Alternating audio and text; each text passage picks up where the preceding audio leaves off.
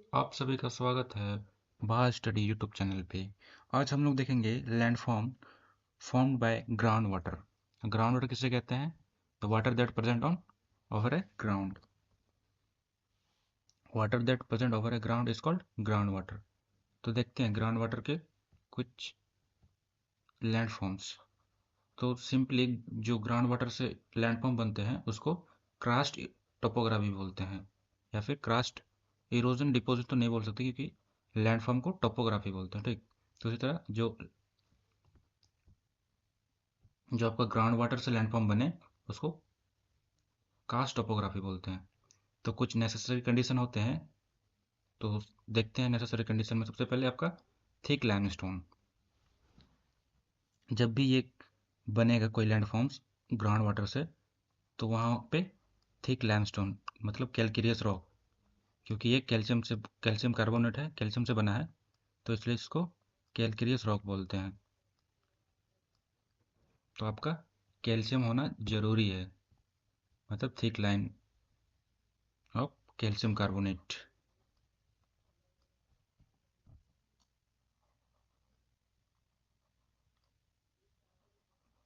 तो हमारा दूसरा कंडीशन क्या है? दूसरा कंडीशन है हमारा presence of rock joints. Rock joints का प्रेजेंट होना चाहिए। रॉक जॉइंट्स क्या होते हैं? ये आपका रॉक है, ठीक, तो इसका रॉक जॉइंट्स होना चाहिए। क्यों होना चाहिए? ताकि जब पानी पड़े, रेनफॉल हो आए, तो ये रॉक जॉइंट में पानी पर्कुलेट हो सके।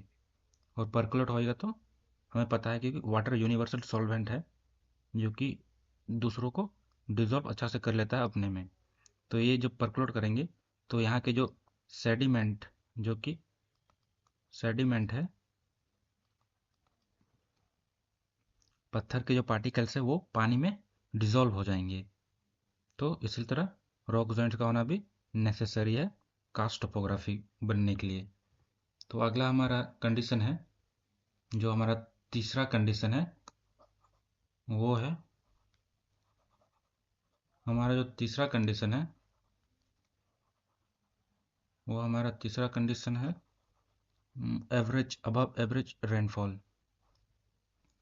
तो अबव एवरेज रेनफॉल क्यों जरूरी है, आइए देखते हैं। मान के चलिए ये आपका एक लाइमस्टोन की परत है, मतलब रॉक्स है, ठीक। तो रॉक्स है, तो ये रॉक्स में कोई जॉइंट्स भी होते हैं, तो ये आपका जॉइंट्स है। तो जब रेनफॉल आएगी तो कम आएगी, तो अच्छे खासे इसमें पानी पर्कुलेट नहीं हो सकता, ठीक। तो इसलिए अबंडेंस मतलब मूसलाधार बारिश होनी चाहिए। तो होने से अच्छा खासा इसमें अंदर घुस जाएंगे, पर्कुलेट हो जाएंगे, तो ये अपना इरोजन अच्छा से कर पाएंगे। और अच्छा से इरोजन कर पाएंगे तो अच्छा से लैंडफॉर्म बनेंगे, ठीक। तो इसीलिए अबव एवरेज रेनफॉल होना जरूरी है। और चौथा हमारा है कि ground water should be situated greater depth. ये ग्राउंड वाटर, अंडरग्राउंड वाटर नहीं, ग्राउंड वाटर। तो देखिए दो दो सिचुएशन लेते हैं, ठीक। एक आपका ये हुआ माउंटेन, और आपका एक प्लेन। और हुए क्या कि माउंटेन के नीचे पानी है, मतलब नदी या कुछ भी हो, और इसके नीचे भी कुछ नदी या कुछ भी हो, ठीक। और तो हुए क्या कि जब हमें पता है कि इसमें भी कुछ रॉक्स होंगे, हमें यही कंडीशन तो लेना होगा ना कि कैल्शियम रॉक होने चाहिए, तभी वहाँ पे कास्ट टोपोग्राफी होगा, नहीं तो कोई चांस ही नहीं है। इसलिए इसमें इंपॉर्टेंट है कंडीशन होना। तो जब बारिश होगी, यहाँ पे बारिश होगी, यहाँ पर भी अच्छा खासा, तो हमें पता है कि रॉक के जॉइंट्स के थ्रू ये पानी पर्कुलेट हो जाएंगे नीचे। यहाँ पर भी इसी तरह, यहाँ से यहाँ, यहाँ से यहाँ, इसी तरह पर्कुलेट हो जाएंगे। तो आप देखिए, जहाँ पे इसको अच्छा खासा समय मिल रहा हो, यहाँ पे थोड़ा कम समय मिल रहा है। तो आपको पता है कि जितना ज़्यादा समय मिलेगा तो पानी उतना ही अच्छा इरोजन करेगा, ठीक। तो इसलिए यहाँ पे अच्छा खासा इरोजन होगा, इसलिए बोल रहा है कि ग्रेटर डेप्थ पे पानी होना चाहिए ग्राउंड वाटर। यहाँ पे बहुत नज़दीक है तो उतना अच्छा खासा इरोजन नहीं कर पाएगा, तो उतना अच्छा लैंडफॉर्म नहीं बनेगा। इसलिए हमारा चौथा कंडीशन बोलता है कि ground water should be situated greater depth. तो हमें पता है कि लैंडफॉर्म दो तरह से बनते हैं, इरोजनल एंड डिपोजिशनल। तो देखते हैं इरोजनल में सबसे पहला जो है वो हमारा पुल है। तो पुल किस तरह बनते हैं, मान के चलिए ये आपका कैलकेरियस रॉक है, ये आपका जॉइंट्स, रॉक जॉइंट्स। तो वे क्या कहें, जम बारिश हो गई, ठीक ना, तो हमें पता है वाटर की टेंडेंसी है कि वो कैल्शियम को घोल देंगे, ठीक ना, कैल्शियम जो रॉक है वो घुल जाएंगे। तो होते क्या कि घुलने के बाद कुछ ये इस तरह बना देते हैं, ठीक।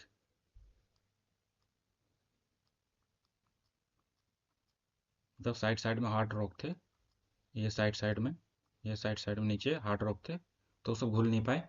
तो यहाँ अकोमुलेशन ऑफ पानी हो गया, मतलब पानी जमा हो गई, तो इसी को पुल बोलते हैं, ठीक, इसी को पुल बोलते हैं। अगला हमारा इरोजनल जो है वो है सिंक होल। सिंक होल क्या होते हैं, मान के चलिए ये कैल्शियम कार्बोनेट की एक सरफेस है, मतलब ये लाइमस्टोन की सरफेस है और ये सब उसकी रॉक जॉइंट्स है। तो होते क्या है कि जब यहाँ भी बारिश होगी, जब यहाँ भी बारिश होगी तो देखिए यहाँ इधर से भी एक क्रैक आया, इधर से भी एक क्रैक आया, तो यहाँ पे मतलब सरफेस एरिया बड़ा हो गया क्रैक का, ठीक। तो बड़ा हो गया तो यहाँ पानी एक्यूमुलेट ज़्यादा हो जाएंगे, और ज़्यादा होने से आपका कुछ इरोजन, मतलब पानी कैल्शियम रॉक को घोल देंगे, तो कुछ इस तरह गोल गोल गड्ढे बन जाएंगे। तो इसको क्या बोलते हैं, सिंक होल। तो ये जब बड़े होते जाएंगे और ये एक्स्ट्रा बड़े हो जाएंगे, तो इसको फिर ये बड़े मर्ज होके क्या बनते हैं, डोलाइन बन जाते हैं। क्या बनते हैं, डोलाइन। जब डोलाइन, मतलब ये amalgamation of sinkhole is called doline. तो जब डोलाइन इस तरह से आपस में मर्ज हो जाते हैं, क्योंकि हमें पता है इरोजन इज कंटिन्यूस प्रोसेस, तो वो हमेशा इरोजन करते हुए रहेगा, ठीक। तो ये कुछ इस तरह में फॉर्म हो जाएंगे, जो बीच की ये बाउंड्री है वो नहीं बचेंगे, ठीक। तो इस तरह कुछ फॉर्म हो जाएंगे, एक वैली के टाइप से देखा जाए तो एक वैली है, डोलाइन वैली, या जिसको बोलते हैं यूवालास, जिसको बोलते हैं यूवालास। तो यूवालास क्या है, अमलगमेशन ऑफ डोलाइन। डोलाइन क्या है, अमलगमेशन ऑफ सिंक होल। और सिंक होल बनते कैसे हैं, जब आपस में दो मतलब दो रॉक जॉइंट्स काट देते हैं एक दूसरे को, तो वहाँ पे अमेलगम मतलब पानी ज़्यादा एक्यूमुलेट होते हैं, तो वो ज़्यादा डिसॉल्व करते हैं कैल्शियम रॉक को। तो अगला हमारा है लेपिस। लेपिस कैसे बनता है, लेपिस भी देख लेते हैं।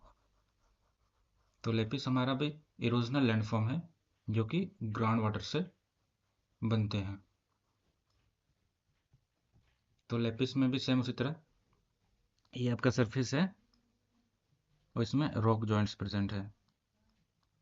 यहाँ भी अच्छा खासा बारिश हुई, कंडीशन हमारा सेम रहेगा कि बारिश होना चाहिए अबंडेंस, आपका जो ग्राउंड वाटर है वो नीचे में होना चाहिए, आपका जो पत्थर है उसमें जॉइंट्स प्रेजेंट होना चाहिए, ये पत्थर होना चाहिए वो ठीक लाइमस्टोन होने चाहिए। तो इस तरह यहाँ बारिश होने के कारण इसमें क्या पानी आ जाएंगे, ठीक ना, ये क्रैक में पानी एंटर हो जाएंगे। पानी एंटर होने के बाद वो डिजॉल्व, मतलब अपने आप में जो लाइमस्टोन है उसको डिजॉल्व कर लेंगे, तो कुछ लैंडफॉर्म इस तरह बनेंगे।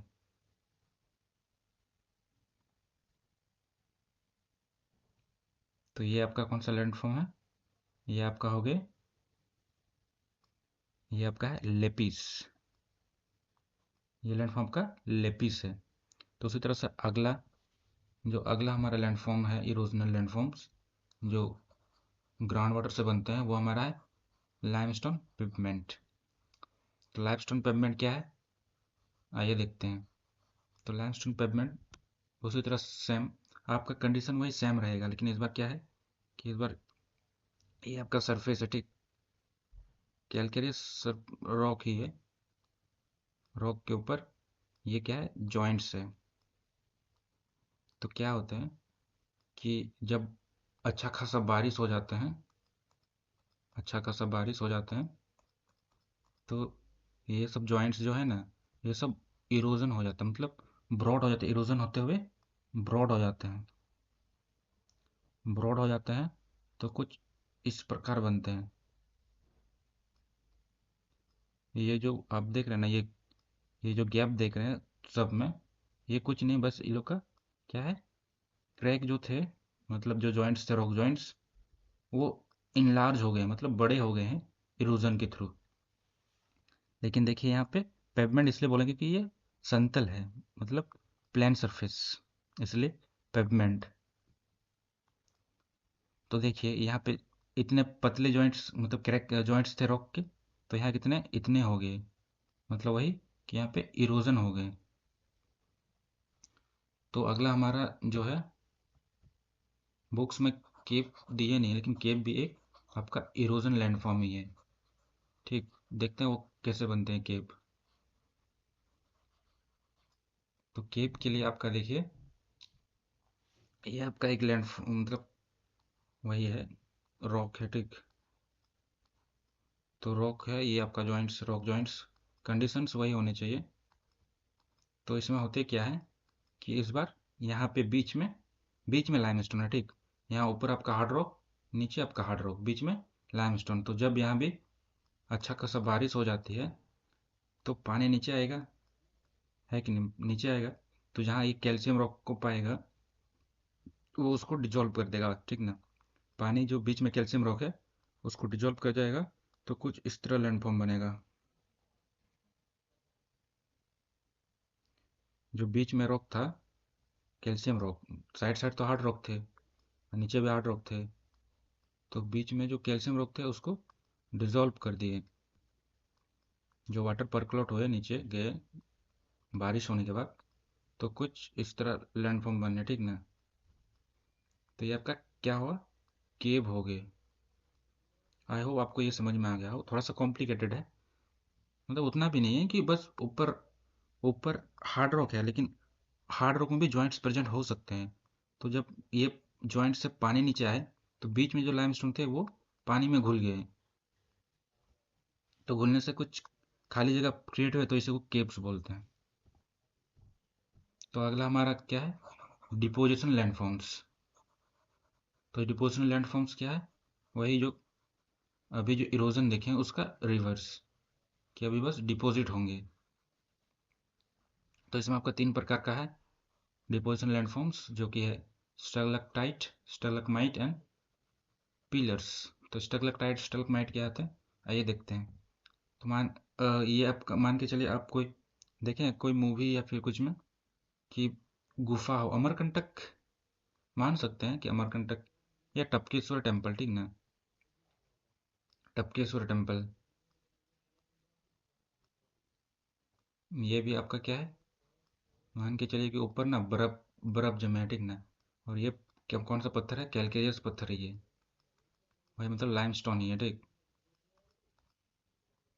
और ये आपका केव है। तो यहाँ ऊपर आपका बर्फ जमा हुआ है, तो हमें पता है कि बर्फ कुछ हो तो कुछ ना कुछ पानी तो निकलता ही है, ठीक। तो पानी जब निकलेगा, तो वो भी पर्कुलेट होते हुए नीचे आएगा, ठीक। तो नीचे आएगा तो साथ में इरोजन करते आएगा, वो रास्ता में इरोजन करते करते आएगा। तो यहाँ पहुँचते पहुँचते वो यहाँ पे डिपोजिशन कर देते हैं, कुछ इस तरह से, कुछ इस तरह से डिपोजिशन कर देते हैं, और नीचे भी इस तरह से डिपोजिशन हो जाते हैं। तो इसको स्टैलेक्टाइट बोलते हैं, इसको स्टैलेग्माइट बोलते हैं। और जब रूप ऑफ द केप और सरफेस ऑफ द केप, जब ये बर्फ, ये एक ना बर्फ का एक सिल्ली होता है, मतलब सिल्ली तो नहीं बोलेंगे, सिल्ली तो चकता हो जाता है, ठीक। तो उसी तरह से मान के चलो बर्फ का ही कुछ पिलर बन जाते हैं, ठीक।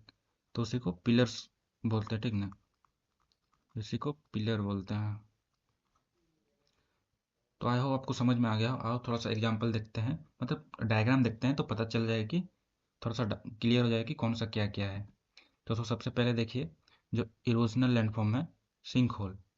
तो वही बोल रहे थे कि ये हो आपका सिंक होल, जब ये और एक सिंक होल से मिल जाएगा, तो बनते हैं डो लाइन, ठीक ना। क्या बनते हैं, डो लाइन बनते हैं। जब दो लाइन प्लस दो लाइन हो जाता है तो क्या बनता है?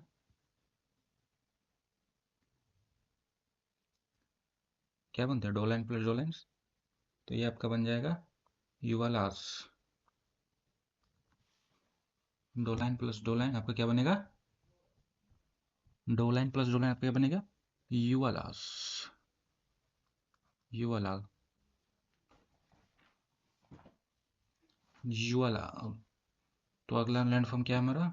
लेपिस। यही मैं बोल रहा था कि लेपिस में देखिए ये लंबे लंबे इरोजन हुए, ठीक ना। और वहीं पे अगर इसमें क्या जो थे पेपमेंट में किस तरह थे? देखिए पेपमेंट में, देखिए ये चार कोना मतलब लंबे नहीं, ये बस अपने आप में हिस्से में बढ़ जाते हैं, ठीक ना। जो क्रैक थे वो छोटे छोटे हैं और इसमें लंबे लंबे हो जाते हैं, ठीक। लेपिस और उसमें यही फर्क होते हैं, इसमें लंबे लंबे इरोजन होते हैं और उसमें मतलब चार कोना, या फिर बोल सकते हैं कि लंबे मतलब लंबा दूर तक इरोजन नहीं हो सकता उस पर, ठीक। तो पेपमेंट में देखते हैं, पेपमेंट में ये होता है कि जो क्रैक रहते हैं उसमें पानी भर जाते हैं, तो पानी अपना इरोजन का कमाल दिखाते हैं, तो ये अपना ब्रॉड कर देते हैं, ठीक ना। जो रहता है ये जो था, ये जो क्रैक थे पतले पतले, यहाँ पे जो क्रैक थे वो यहाँ के चौड़े हो जाते हैं। जो रॉक जॉइंट्स यहाँ पे जो रॉक जॉइंट्स है वो यहाँ के चौड़े हो जाते हैं। उसी तरह से अगला हमारा है केव्स। तो केव्स में क्या होता है कि मान के चलिए बीच में, वही बोल रहा था कि बीच में आपका लाइमस्टोन है, ठीक। बीच में आपका लाइमस्टोन है, ऊपर आपका रॉक जॉइंट्स प्रेजेंट है, ठीक। तो होता क्या क्या है, झमझमाझम बारिश हो गई, ठीक है। झमझमाझम बारिश मतलब मूसलाधार बारिश हो गई, तो पानी पर्कुलेट होते हुए लाइमस्टोन तक पहुंच गई। तो लाइमस्टोन तक पहुंच गई तो ये आपका डिजोल्व कर गया, ठीक ना। डिजोल्व करने के बाद ये आपको इरोडेट करके इधर निकाल दिए। तो इसी तरह आप देख सकते हैं इरोड होने के बाद इस तरह गुफा बनाए, सब ये सब केप है, ठीक ना, केप। तो उसी तरह हम अगला देखते हैं, अगला डिपोजिशनल है, ठीक ना। डिपोजिशनल में क्या होता है कि जब ये बर्फ से ढके हुए हैं, ठीक ना, मतलब ये आपका अधिकतर वही जहाँ पे बर्फबारी हो वहीं पे देखने मिलेगा ये केव। तो होता क्या है कि क्रैक्स पे पानी रिस उन तक घिसा होते हुए आते जाते हैं, ठीक ना। आते आते यहाँ पे इस तरह से डिपॉजिट कर देते हैं अपना सेडिमेंट्स। सेडिमेंट डिपॉजिट होते हैं तो इसको क्या बोलते हैं? स्टैलेक्टाइट, ठीक ना। और नीचे से इसी तरह जो बनते हैं उसी तरह से इसको बोलते हैं स्टैलेग्माइट। और पूरा जो रूप ऑफ द केव और क्या है ये सरफेस ऑफ द केव से इस तरह से कुछ बर्फ बारी वाला कुछ एक पिलर टाइप बन जाता है, उसको केव पिलर या फिर पिलर सिंपली पिलर बोलते हैं। तो ये स्टैलेक्टाइट और नहीं स्टैलेक्टाइट ये हुआ, सॉरी। स्टैलेक्टाइट और स्टैलेग्माइट में कंफ्यूज मत होना। और सबसे आसान आसान तरीका कि किस तरह उसको याद करके रखेंगे। स्टैलेक्टाइट में देखिए यहाँ पे कुछ नहीं, ठीक ना। स्टैलेग्माइट में यहाँ पे जी आ रहा है, ठीक ना। तो जी फॉर ग्राउंड, तो केप के जो ग्राउंड में बने उसको स्टैलेग्माइट बोलते हैं, ठीक ना। स्टैलेग्माइट। आई होप आपको समझ में आ गया हो। अगर कंटेंट अच्छा लग रहा हो तो लाइक कर दीजिए और चैनल को फॉलो कीजिए। Thank you for watching.